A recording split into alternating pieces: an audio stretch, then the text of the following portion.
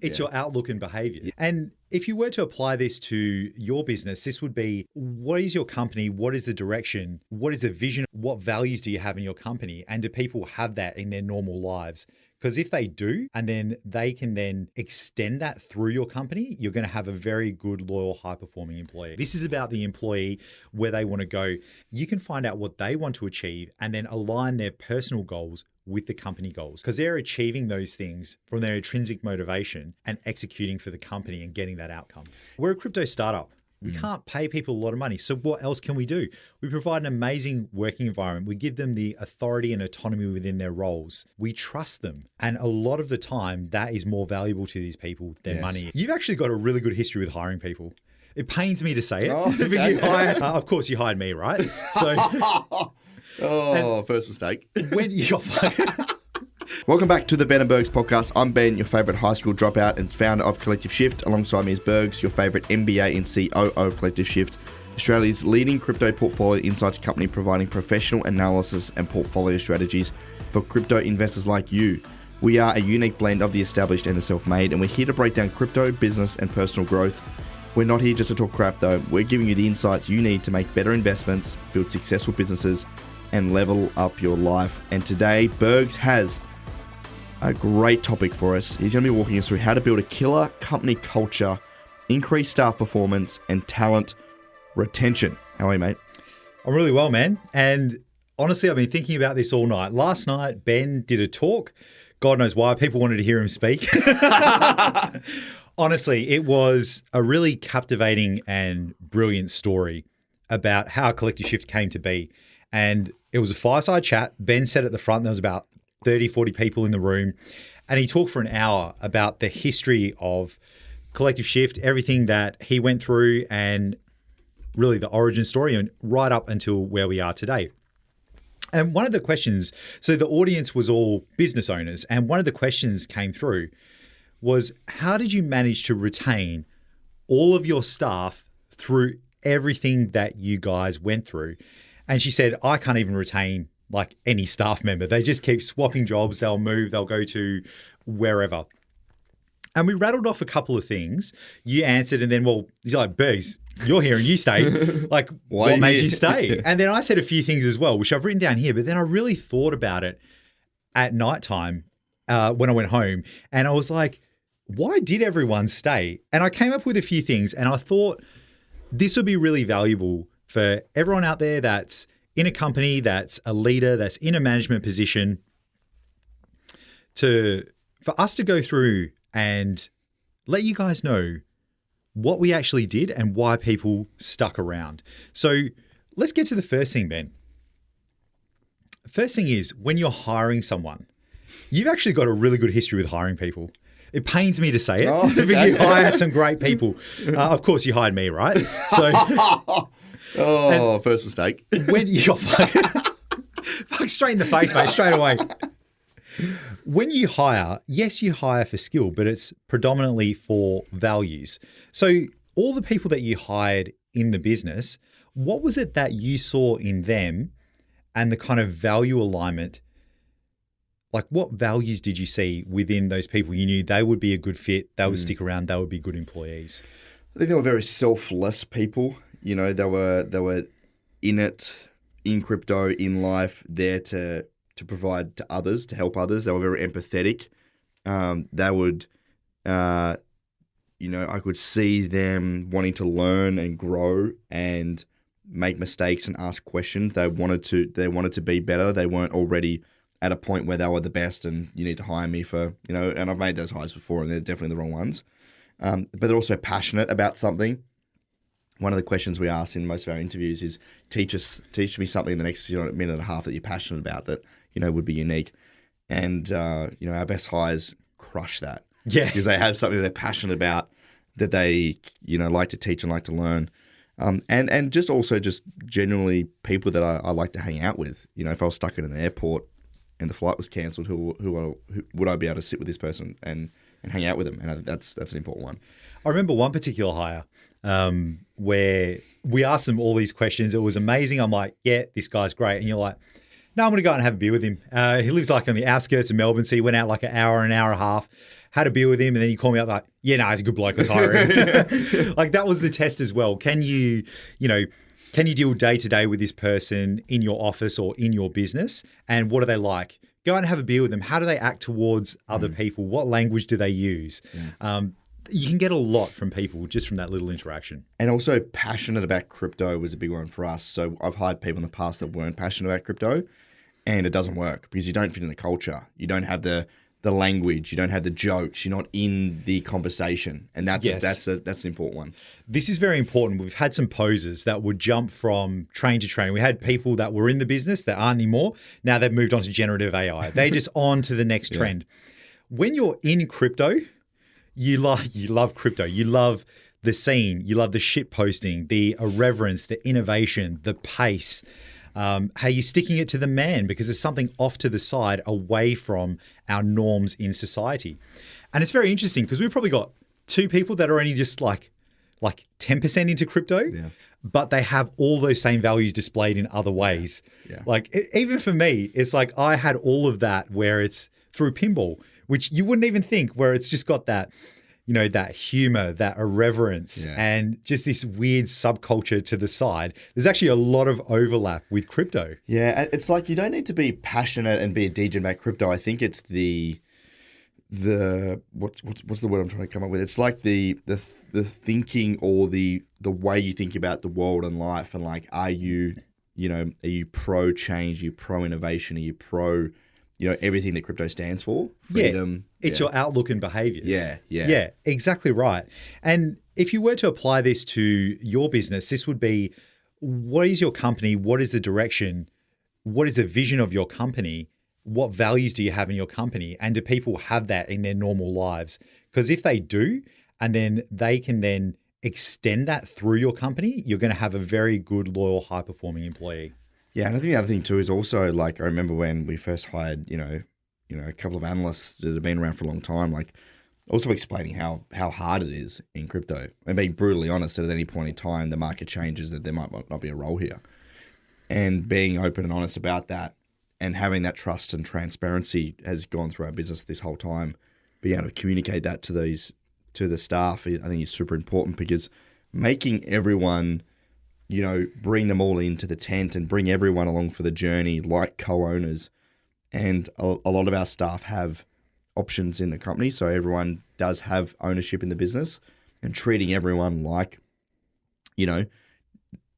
co-owners in a sense of bringing them on to the strategy and the decision making, and not everything, but they're not just a cog in the wheel. They actually see the fruits of their labor is really important. Exactly right. And incentives drive behavior as well. So if you want people to feel ownership, let them be an owner. It doesn't have to be a massive stake, but it needs to be something so they can see the effort that they're putting in is going towards a reward. That reward is growing. They can see the direction of the company and they will be rewarded for it, rather than if you do bad or if you do good, you just get your salary. Yeah, 100%. It drives that behavior. And you said something critical there where we're very open and honest with our employees. We're a startup. We're in crypto. We're remote. This is very hard. The market is difficult. The funding is difficult. Customers are difficult. And we tell them, like, if you join us, you could be out of a job at any point in time. We're also very honest within our company. We do feedback really well, which we'll get to in a moment. But even about our financials, we'll say, hey, this is where we're at. This is how much money we made this month. We report it to everyone. They can ask questions. We tell them the direction we need to go, what the focus is. So they're really invested. Everyone knows what that mission is for that quarter, that 6 months, that 1 month, and the actions that they take tie directly into that. That has been critical for us. Yeah, it definitely has, especially being in a volatile market like crypto, and because we've had to make decisions. People have been cut, time's been reduced, people have been added on. There's a lot of change and volatility, and I think having people understanding all the reasons why you're doing that really allows them to not be worried and buy into that strategy as well. Absolutely. Another thing is that our staff see the effort that you put in, Ben, and just hearing your story again last night and reliving it, because I was there for pretty much all of it, is incredible. You're very relentless. You will take anything on, and the lengths you're willing to go to succeed is incredible. The thing that matters is the success of the business, the continuity, and that it keeps going. And we see the effort you put in, and we are just like, shit, I can't half-ass this. I need to put my maximum effort in. I need to support Ben. I need to support the company. And everyone supports each other in the business. If someone is struggling, 5 hands go up. And we've only got 7 people. Right? Yeah. Straight away, I will help you. Let me know what you're doing. Even if I don't know what I'm doing, I'm there to support you. I will help you. That has been critical as a company culture for us to support each other, because it's very difficult. It's not us against each other. It's us against the market, us against the problem. We have that unity. And that creates a real team environment, doesn't it? Because everyone's like, right, how do we solve this problem? Let's come together. And that's actually a big thing that I love about it. Our culture is that people just want to help each other. Like there's a problem that comes up. Our bookkeeper's helping the IT guy, and then analysts are helping the marketing team. And it's a very, I don't like to use the word family, because it's not the same as family. It's cohesive, it's business cohesiveness. So yeah, it's really cool. That's a key distinction. We're not a family, we're a business, but we're cohesive. We work as a team, as a tight unit. Yeah. And look, we've also got a culture of shouting people out. So every week in our huddle, at the end of our weekly huddle, all company huddle, we will have our company values displayed on the screen, and we will shout out someone, and all the time it's multiple people in the company that have displayed those values. And people are honestly in awe of other people in the company and what they're able to achieve. I still am, and I've been there for 18 months, and before that as a contractor for years. The things that people do and how they continually improve once you've built that culture, you are like, holy shit, how are you doing this? This is getting better week on week. And they're displaying our values of, continually improving, getting shit done, keeping it simple, play as a team. And that is incredible, because everyone gets a boost. Even if you don't get shouted out, you still get a boost from everyone else, and you feel amazing about it. You get that recognition from your peers. And people always comment about how jacked up they are after that Monday morning meeting, don't they? Yeah. Like everyone's like, right, let's go. Everyone's ready to go. Let's get amongst it. That's a big one. Exactly. It just aligns us. Is brilliant. And on top of that, we built in a real culture of feedback too. So at any point in time, anyone in the company will give someone else feedback. We've taught them how to give them feedback using the SBI model. Everyone's quite good at it now. And we do it immediately. We don't let things fester. And we've built it into our meetings as well. So in our huddle, in our exec meeting, in our ops meeting, straight away, are there any elephants in the room? Yeah. Is there anything that'll have... And after that, so elephants for us are, what is bothering you? Is there something that's eating your brain? What do you need to bring up? After that, we have, is there anything urgent and important? Yeah. That have urgent needs to be handled now. Important is significant impact to the business. Mm-hmm. And then we get into the meeting. Everyone has that opportunity to say, hey, I had this interaction earlier. This is what happened. This is how I'm feeling about it. And things are just dealt with immediately. People want that feedback, and they want to get better because we've built it into our culture. And people take responsibility for things. This is one thing I learned really on in business, is there's nothing more humbling and gratifying than just taking responsibility for something, even if it's not even your fault. I'm not sure if you've seen this, but I'll always put my hand up and say, yeah, it was probably my fault, and just take responsibility, even though probably wasn't, or there wasn't even a mistake. But I think leading through that and not creating a culture of blaming each other and pointing the responsibility elsewhere, and just taking responsibility for it, taking on the chin and just fixing it, is what other people have sort of gone onto as well. Yeah, it's us against the problem, not us against each other. Yeah. And it really, people want the feedback because they want to improve. It improves their self-awareness as well. And people have blind spots. We're humans. Some days we're going to be pissed off. Yeah. We're going to miss the mark. We are going to anger someone. We're going to say the wrong thing. We're going to put our foot in it. And when you do that, don't let that little thing just sit there and fester and you just build animosity for that other person. Yeah. No, be like, hey, you're definitely below the line, mate. What is going on? Yeah. And have that conversation and just care about that other person. That is critical.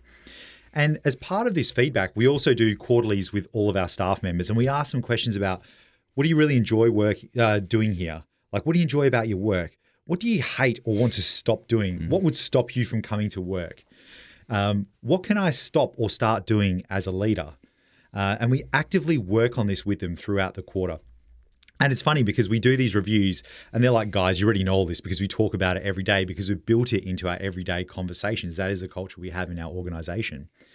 And with the way we run these quarterlies is we'll give them the questions ahead of time, and then we'll have 45 minutes to an hour with each employee, and they talk and we shut up. We take notes, we shut up. If they want to ask us something, they can, or we can ask them a question. We can probe them further. We can say, hey, have you thought about this? But it is their opportunity to speak. Yeah. Because in these kind of reviews, all too often, when you ask an employee, they will say, well, my boss spoke for 90% of the time and I didn't get to say anything. And then the reverse is also true. You ask the boss, they'll be like, yeah, they spoke for 90% of the time. And that is not true. It is always the boss speaking. This is about the employee, where they want to go. And you can reiterate to them the company goals and values. You can find out what they want to achieve and then align their personal goals with the company goals. When you do that, performance is off the charts because they're achieving those things from their intrinsic motivation and executing for the company and getting that outcome. And a lot of people in our company value freedom, time, flexibility, working from home, and that's all amongst the company values because that's what I value. And I think that's another thing that's shared values is people all like the similar things in their own life. That's right. We're a crypto startup. We're a startup. We don't have a lot of money. We can't pay people a lot of money. So what else can we do? We provide an amazing working environment. We give them the authority and autonomy within their roles. We trust them. We give them a very long leash. You can learn anything you want. You can do the hours you want. You know, we do have things like, you know, you need to act in a certain way. You need to be respectful. These are the values. These are the things you need to achieve. We are outcome driven, but we really allow people to mold the role into what they want. You know, we can't pay them millions of dollars for a salary. So we have to give them something to stick around. And a lot of the time that is more valuable to these people than money is. 100%. It's bigger than an individual. It's a mission. It's a vision. It's helping others. It's almost a calling. Yeah, 100%. For some of our team, 100% is. Fantastic, man. So look, they were just a few things that were mulling around in my mind last night about that question on how to get your people to stick around, talent retention, and how to build a killer company culture. And from the things we've talked about, if you just go through those and just picture a flywheel in your mind and that thing accelerating over time, performance goes through the roof, people stick around. Recently, we've made some changes in the company. Most of the time, people just get pissed off and angry, go F you and leave. Every single person said, how can I help more? Yeah, people double down. That is just testament to the culture that we have built at Collective Shift. Yeah, man. Top stuff. Great little summary, mate. You did sleep on that last night. That's grown a little bit from where we were last on that. There we go, mate. Thank you, everyone, for listening. That is how to build a killer company culture, increase staff performance, and talent retention. If you love this episode, we'd love for you to share it with a friend, family member, maybe someone in a startup, maybe someone running a business, maybe yourself. Maybe you just found it valuable. We'd love for you to send us in your feedback. And as always, you can hit us up on Twitter at babybackberg, at Ben Simpson AU, and also Ben Bergs on Twitter as well. You can search us up and see us there. Thank you, Bergs. Great episode. Thanks, mate. And thank you, champions, for listening.